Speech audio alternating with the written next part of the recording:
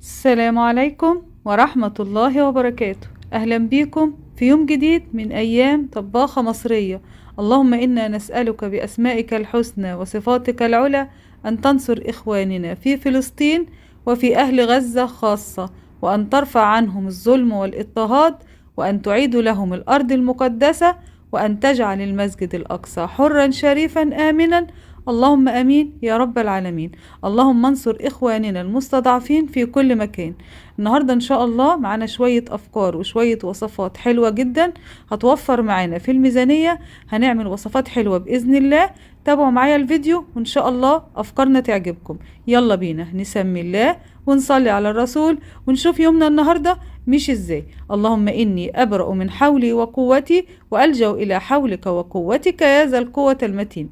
انا جبت التوم الطري اللي هو لسه طالع كده اخضر، بس ان شاء الله هنعمل منه يعني الشوية اللي احنا جايبينهم دول هنعمل منه اكتر من وصفة. ان شاء الله هتستفيدوا من الفكرة النهاردة باذن الله. التوم انا جبته وقشرته وقطعت العيدان بتاعته وخدت العيدان على جنب، وخدت القشر كده بتاع التوم ده برضو على جنب، وخدت بقية التوم زي ما انتوا شايفين كده مقشراه. بس خدي بالك علشان جوه التوم كده من جوه بيبقى فيه عيدان كده ناشفة ممكن تكسر الكبة معاكي. فانا ابتديت افصص كده واخد التوم بتاعي. العيدان الطرية دي هنستفاد منها وهنعمل منها وصفات حلوة جدا بإذن الله. وكمان القشر بتاع التوم ده هنعمل منه توم باودر، يعني لو احنا جايبين توم ب50 60 جنيه هنعمل منه وصفات كتير جدا وكأننا جبنا التوم بتاعنا ببلاش. عيدان التوم ديت انا باخدها كده، باخد العيدان اللي هي الطرية ديت وبحطها في اكياس وبحطها في الفريزر علشان اعمل منها احطها بقى في الشوربة، بتقعد معايا طول السنة وبتوفر معايا كتير جدا في اي نوع مرقة حابة تعمليه. مع البصل والجزر والكرفس بتحطي عيدين من التوم كده وتبصي تلاقي بقى المرقة بتاعتك ريحتها راحت في حتة تانية خالص وطعمها كمان. فانا خدت قشر التوم بتاعنا وخدت العيدان اللي انا فتحتها بالشكل اللي انتوا شايفينه ده وحطيتها في الفرن على درجة حرارة 120 130، يعني اقل درجة حرارة خالص. حطيها في الفرن تقعد معاكي ساعتين 3 بقى، راقبيها كده لحد ما تنشف معاكي خالص وهوريكم شكلها في الاخر. وخدت عيدان التوم الطرية ديت وقمت حطها في اكياس وحطها في الفريزر. هعمل منها زي ما انا قلت لكم كده المرقة بتاعتنا، اضيفها يعني على المرقة وكده. بعد كده خدت كمية من التوم، هبتدي بقى اضربها في الكبة واحط لها شوية ملح علشان الملح بيخلي التوم بتاعنا يطرى معانا وينعم بسهولة، ما يبقاش مضغوط يعني في الكبة وكده. وكالعادة وربنا ما يقطع علينا عادة، يعني ان الكبة دايما تغزلني وكل ما اصلحها ترجع تبوظ تاني. فربنا يكرم ان شاء الله كده ويرزق ونجيب كبة جديدة بإذن الله. هي الكبة بتريح جدا، يعني مهمة لكل ست، فانصح اي حد يجيب نوعية كويسة وكده. بس الحمد لله يعني الكبة بتاعتنا موتورها كويس، بس المشكلة عندي في السكينة، فكل شوية نغير السكينة يعني. فانا باخد كمية التوم بتاعتي، فانتي اعملي زي كده. ولو الكبة بتاعتك صغيرة ما تكتريش كمية التوم علشان تحافظي على الموتور بتاعها. هنا بوريكم كده ان العروق بتاع التوم خلاص كده في الفرن اهي زي ما انتم شايفين. والصاج اللي تحت ده حاطه صاج تاني علشان ما يتحرقش معايا. هي هتتحول للون الاخضر وبعد كده هتتحول للون الذهبي بقى. فانا بتابع معاكم كده وهوريكم شكلها في الاخر ان شاء الله. وهنا خدت التوم بقى ورحت عند مرات اخويا وابتديت اعمل التوم عندها. هي ما شاء الله الكبه بتاعتها حلوه، ربنا يبارك لها فيها يا رب. فهبتدي اعمل كميه التوم كلها بنفس الطريقه، بس هاخد بقى شويه من التوم واحط عليهم بقى شويه حاجات كده حلوه جدا. انا هعمل الكميه بتاعتي باضافه الملح بس، مش هضيف لها اي حاجه خالص، لكن هضيف مكون في الاخر لما اروح البيت ان شاء الله هوريها لكم قبل ما اعبيها في البرطمانات. اخر شويه من التوم بقى، يعني خدت كده تلت كميه التوم. هضيف لهم بقى شطه، هضيف لهم زنجبيل فريش، هحط لهم فلفل الوان. بصوا بقى مش قادره اقول لكم على الخلطه دي جباره، ولسه كمان هضيف لها بقى البهارات وشويه اضافات كده هتوديها في حته تانية خالص.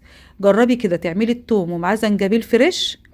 لو ما عندكيش زنجبيل فريش تقدري تضيفي زنجبيل بودر، بس الزنجبيل الفريش بيخليها حلوه جدا. فانا بجيب الزنجبيل وبحطه في الفريزر وبطلع منه كده عند الاستخدام. فخدت منه شويه وحطيت عليهم شويه من الفلفل السبايسي الحامي، شويه من الفلفل الالوان، وطحنتهم بالشكل اللي انتوا شايفينه ده مع شويه من الملح.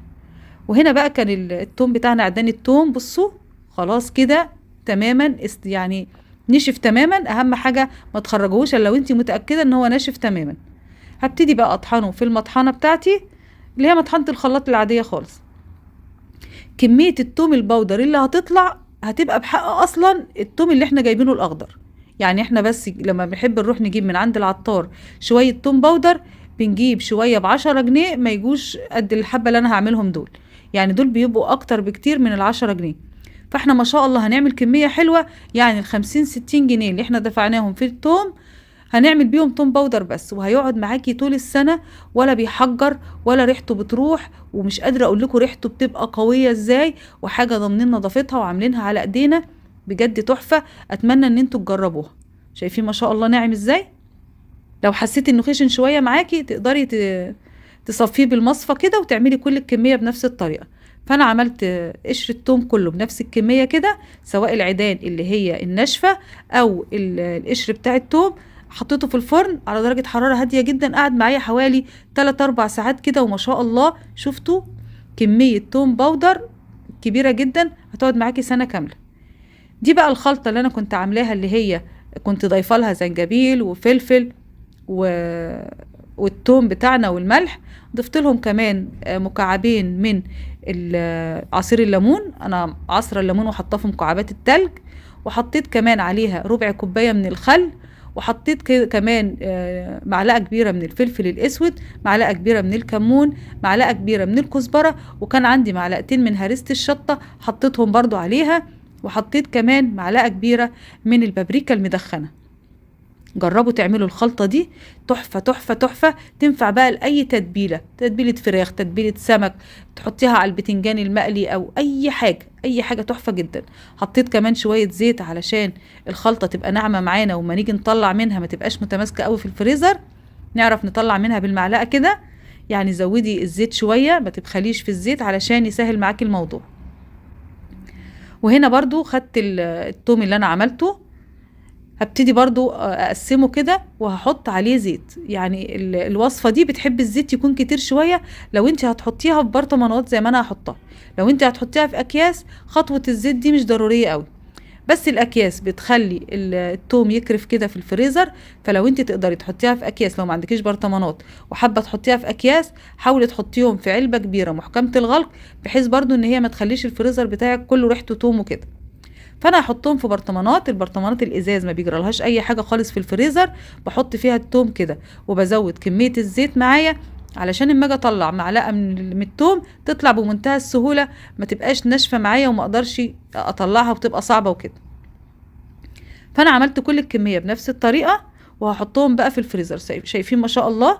يعني 50-60 جنيه، وحتى لو دفعتي 100 جنيه مش خسارة في الكمية الكبيرة اللي ما شاء الله اللي احنا عملناها دي. وهتطلع لنا انتاج حلو جدا يكفينا طول السنة بإذن الله. لو وصلتوا لحد هنا، يلا بينا نصلي على النبي ونذكر الله. ألا بذكر الله تطمئن القلوب. لا إله إلا الله وحده لا شريك له، له الملك وله الحمد، يحيي ويميت وهو على كل شيء قدير. اللهم صل وسلم وبارك على سيدنا محمد وعلى آله وصحبه أجمعين وسلم تسليما كثيرا. هنا بقى حطيت، بصوا زي ما انا بقول لكم كده، حطيت عيدان التوم مع البصل والجزر والكرفس في اي مرقه بقى انت هتعمليها.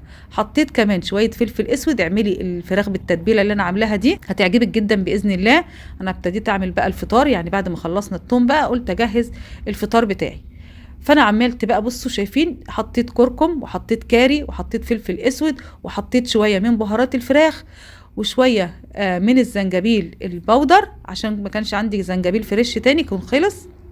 ان شاء الله كده ما اروح لانه ما بيبقاش موجود كده في المكان يعني عندنا في البلد، لازم اروح مكان تاني الهايبر الكبير بقى وسوق الخضار والحاجات دي علشان اقدر اجيب الزنجبيل. طلعت الفراخ بعد ما استوت معايا 3/4 سوا، هركنهم على جنب وهبتدي اعمل الرز بتاعي. شويه رز عاديين خالص، حطيت شويه زيت معاهم شويه زبده صغيرين، شوحت الرز بتاعي. وبعد كده ضفت له شويه كاري وشويه كركم، وحطيت كمان هنا عليه المرقه بتاعتي اللي هي طبعا يعني مليانه بالفيتامينات والفايده. وبعد كده ابتديت اقلب الرز بتاعي يا دوبك بس يتشرب، وهغطي واوطي النار عليه واسيبه يعيش مع نفسه. وهنا بقى جبت كوبايتين من الدقيق، حطيت لهم نص كوبايه من النشا علشان نعمل الكفر المقرمش بتاع الفراخ بتاعتنا. البهارات بقى زي ما تحبي، انا حطيت توم باودر، بصل باودر، فلفل اسود، حطيت بهارات فراخ، حطيت زنجبيل، حطيت هنا كده بقى حطيت شويه، خدت شويه من المرقه حطيت عليهم بيضايه ونزلت عليهم كده بشويه من الفلفل الاسود وشويه من المستردة. مش قادره اقول لكم بقى يعني الخلطه دي جباره ازاي. اتمنى ان انتوا تجربوها وان شاء الله هتعجبكم جدا. هبتدي بقى احط من هنا اشيل هنا لحد ما اعمل الكميه بتاعتي كلها. حابه تعمليها مرتين 3 زي ما تحبي، بتخلي الكفر بتاعك متماسك ومقرمش وطعمه في حته تانية خالص. اتمنى ان انتوا تجربوه بنفس طريقتنا النهارده وان شاء الله هيعجبكم باذن الله.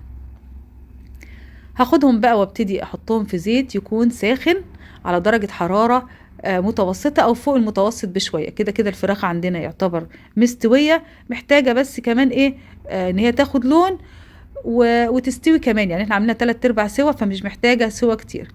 عملنا بقى الفراخ بتاعتنا وعملنا شوية الرز وشوية الشوربة وعملنا شوية السلطة. ومش قادرة اقول لكم كان فطار الحمد لله. اللهم بارك لنا فيما رزقتنا وارزقنا خير منه، اللهم امين يا رب العالمين. مع شوية العصير بتاعنا، كنت عاملة عصير مانجا بس ما لحقتش اصوره معاكم، وحسيت ان الفيديو هيطول مني قوي. تعالوا بقى نعمل مع بعض القطايف الحلوة التحفة دي اللي هتعجبكم باذن الله.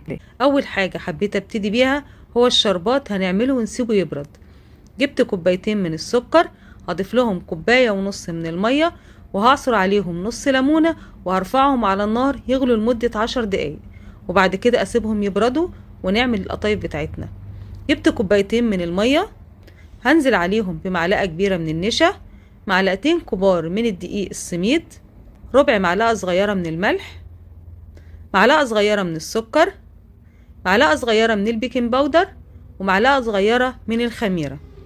حاولي تخلي المعيار واحد، يعني الكوباية اللي هتعايري بيها المية هي نفسها اللي هتعايري بيها الدقيق.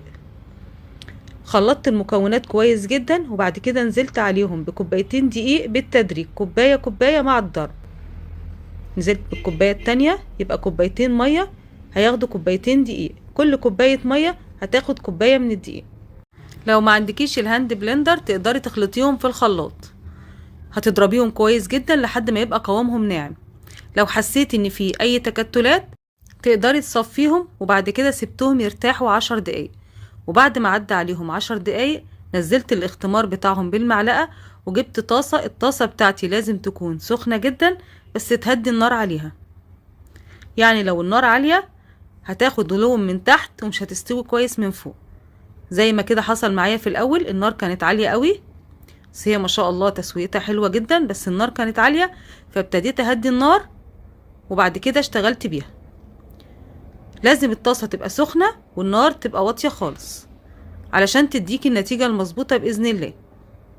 جبت صينية وحطيت عليها فوطة، وحطيت عليها القطايف بتاعتي وغطيتها بفوطة تانية علشان تفضل طرية لحد ما نخلص كل الكمية، علشان تبقى سهلة معايا في التشكيل. هخلص كل الكمية بنفس الطريقة، وهنتعرف مع بعض ازاي نحتفظ بيها في الفريزر مدة طويلة بإذن الله. ده شكلها كده بعد ما خلصت كل الكمية. شايفين ما شاء الله حلوة جدا ومقاديرها مظبوطة. جربوها وان شاء الله تعجبكم. بعد كده هبتدي اعمل الحشوة بتاعتها. الحشوة هنا اختيارية، اي مكسرات عندك تقدري تضيفيها. انا ضفت معلقتين من جوز الهند، معلقتين من الزبيب، معلقتين من السوداني، معلقتين من البندق، معلقتين من الفستق، وكمان معلقتين من اللوز. هقلب كل المكونات دول، وبعد كده هضيف لهم معلقتين كبار من الشربات التقيل اللي احنا عملناه، علشان الحشوة تبقى مسكرة من جوه وعلشان ما تتفرفتش وتبقى متماسكة معايا. بعد كده هبتدي احشيها، وتقدري تحشيها كمان حشوة حادقة لو تحبي، وممكن تحشيها بالقشطة او الكريمة، يعني الحشوة هنا اختيارية. هحشي القطايف بتاعتي كلها بالمكسرات، بس كل ما اجي احشي واحدة لازم اغطيها علشان ما تنشفش معايا، ولو نشفت معايا مش هعرف اقفلها. هعمل كل الكمية وهسوي جزء بس بسيط، وبعد كده هحتفظ بالباقي في الفريزر. يعني هحطه كده في كيس، وبعد كده ممكن تحطيه في علبة وتحطيه في الفريزر يقعد معاكي طول الشهر. تطلعيه من المجمد يا دوبك بس تقليه.